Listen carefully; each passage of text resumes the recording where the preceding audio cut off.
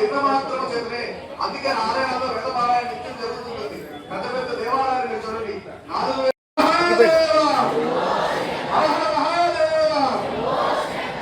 ఓం అనుభవం పరి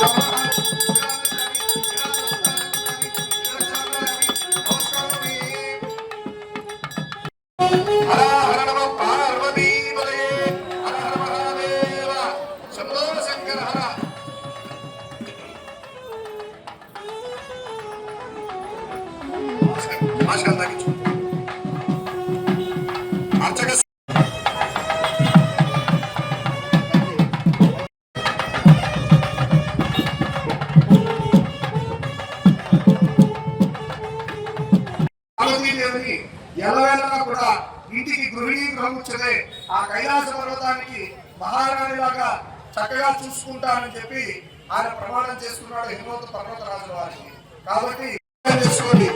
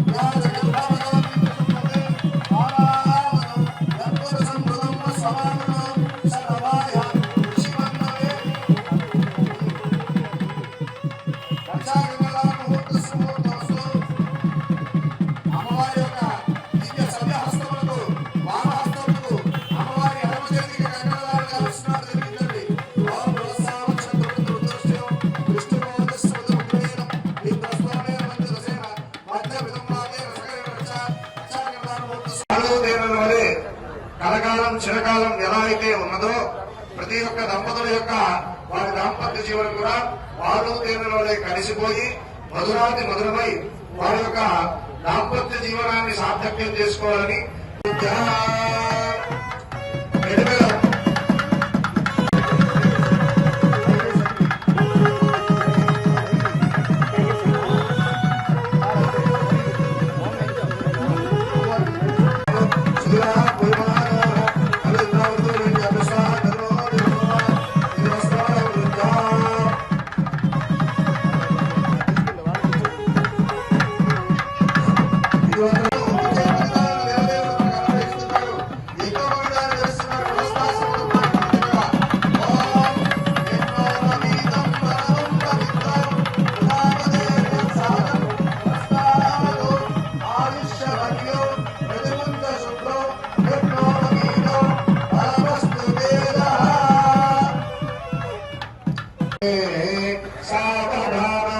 श्री पार्वती परमेश्वर ध्यान सावधान तदेव लग्नं भजति राजं तदेव लग्नं सुदिनं तदेव आरावरं सुन्दरं तदेव विद्यावरं देववरं तदेव गौरी